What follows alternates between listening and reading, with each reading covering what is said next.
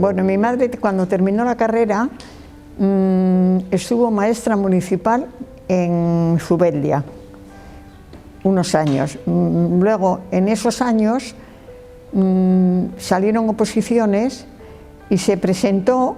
Mi madre se casó en el año 30 y un poco antes de casarse aprobó las oposiciones. Yo nací en el año 31, justo la República, que fue en abril, y yo nací en mayo del 31. Cuando yo tenía 6 meses, tuve un ataque de artritismo fuertísimo, que no saben por qué, porque tenía mi madre 26 años o así, pero estuvo muchos meses enferma y quedó coja a cuenta de esa enfermedad. Mi padre trabajaba, era marino, pero trabajaba en remolcadores, y mi padre iba y venía a Silio, y es cuando ya estalló la guerra. Cuando estalló la guerra, mi madre estaba en estado de mi hermano y le dijeron que no se moviese de Silio porque aquí estaban las cosas muy revueltas. Mi padre ya se tuvo que marchar al exilio cuando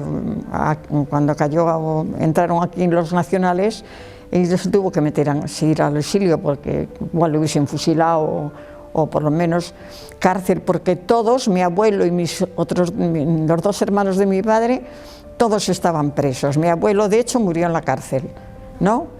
Y mi madre y yo, o sea, pues como todas las guerras, familias pues todas rotas y todo eso, ¿no?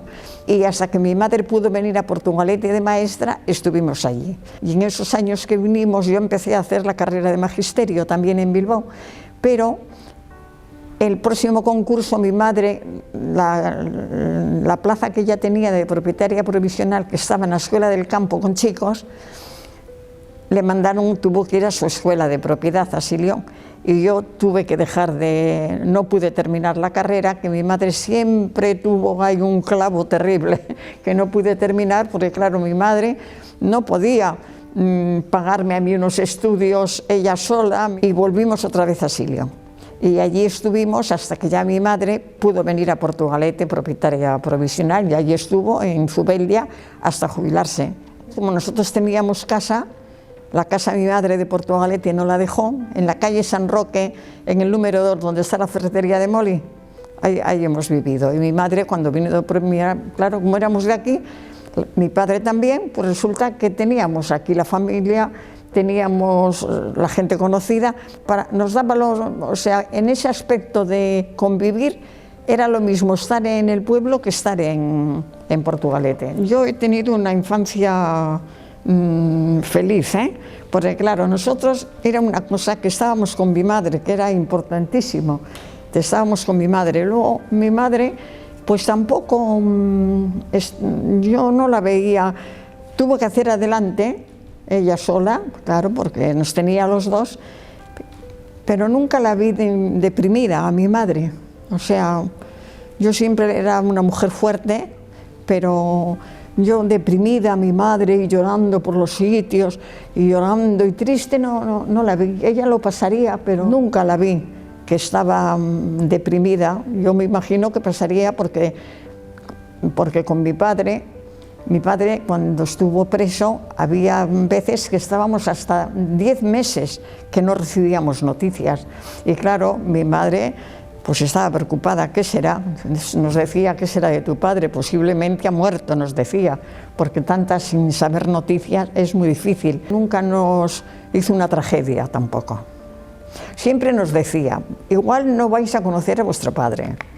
Eso sí nos decía, porque mi hermano se marchó. Cuando mi padre marchó al exilio, mi hermano tenía 9 meses y yo tenía 5 años. Mi madre, yo creo que se hizo la idea de que mi padre no iba a venir nunca porque era muy difícil, ¿no? Y mi madre ya decía, posiblemente, siempre nos decía, posiblemente no le vais a conocer a vuestro padre. Así que lo que tenemos que hacer es, pues nosotros 3, seguir viviendo. Por eso te digo, mi madre era una mujer muy valiente. Físicamente era delgada y todo eso, pero ella era una mujer, además, yo no sé si las circunstancias o lo que fuese, pero fue una mujer que hizo frente a todo, ¿eh? Y de repente, pues una carta de mi padre, cuando los dejaban escribir, venían en alemán además. Cuando al principio podía escribir en castellano, pero luego le obligaban a escribir pues se conoce que para la censura para ellos era más fácil que escribiesen todos los prisioneros en alemán. Luego había un señor en Francia, muy amigo de mi abuelo, Jean Arbé, que se llamaba. Si sabía algo le escribía a mi madre. Estuvo en varios campos, pero donde estuvo donde estuvo ya casi todo fue en Dachau. Allí liberaron los americanos. Mi padre, que era alto, salió con 47 kilos de peso, con esos trajes de rayas que le trajo a casa, ¿eh? Además tenía aquí el número de prisionero y todo. Los trajes tenían, luego tenían todos un distintivo, o un triángulo, un rectángulo, en un color, que era la nacionalidad. El de mi padre me parece que era un triángulo rojo, ¿eh? Me parece. Y debajo el número de prisionero. Y a mi padre todas las cartas que llegaban a Alemania, de aquí, de las fuerzas vivas, de la Falange, del Ayuntamiento, de la Guardia Civil, de todo eso, pues todas eran encima, no era creyente, pues una persona que no era creyente, entonces, pues fijaros cómo se le tenía. A mí yo nunca decía a mis amigas que mi padre, porque mi madre sí decía, luego tu padre como no es creyente, pues también eso no le ayuda. Eso nos contaba mi madre, me contaba a mí, porque mi hermano era muy pequeño, pero yo como era la mayor, yo ya al ser la mayor quizá, y mi hermano ser 5 años más joven, mi hermano tenía 5 años, yo tenía 10, mi madre conmigo, aunque era una niña, es con la que siempre me contaba las cosas, a mí.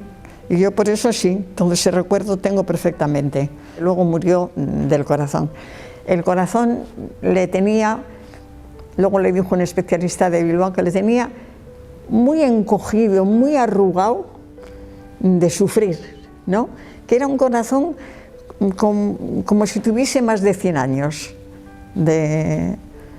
Pero aparte de eso, mi padre no tenía luego otras secuelas ni nada y físicamente estaba bien.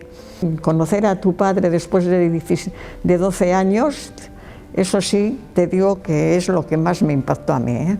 A mí personalmente. Mi madre era maestra vocacional, le gustaba la enseñanza.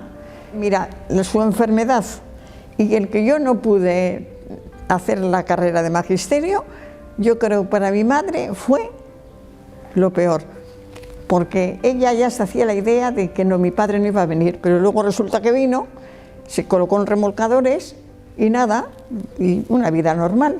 Y mi madre no se metió, ella tenía su idea, que no era ni de derechas como su familia, ni nacionalista como la familia de mi padre. Porque a mi madre, cuando la República, cuando fueron las elecciones, cuando votaron la primera vez, no sé si entonces las mujeres, pues mi abuelo Pachote, mi abuelo paterno, que era muy conocido en Portugalete, los de Pachote, y le dijo: Mari, ahora, pues como estás casada con un Madariaga, votarás a los nacionalistas. Y su padre, a mi madre, le dijo: Mari, aunque estés casada con un nacionalista, tienes que votar a la derecha. Y mi madre les dijo a los dos, por eso te digo que mi madre era muy entera en eso, les dijo: no voy a votar ni a la derecha ni a los nacionalistas, voy a votar a la izquierda.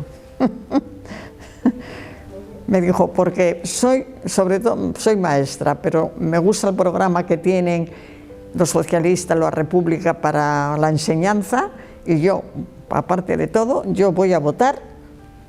Yo no voy a votar ni a la derecha ni a los nacionalistas, yo voy a votar a la izquierda. Y así hizo. La posguerra tenías que ir todo el mundo era católico, todo el mundo había que ir a misa, no digamos una maestra tenía que ir con los niños a misa los domingos en el pueblo, no podían no decir que no. Y los maestros también, porque luego era lo siguiente, que luego, como decía mi madre, tú tienes que vivir En su fuero interno, porque eso yo lo sé porque no se lo contaría a nadie, pero a mí sí.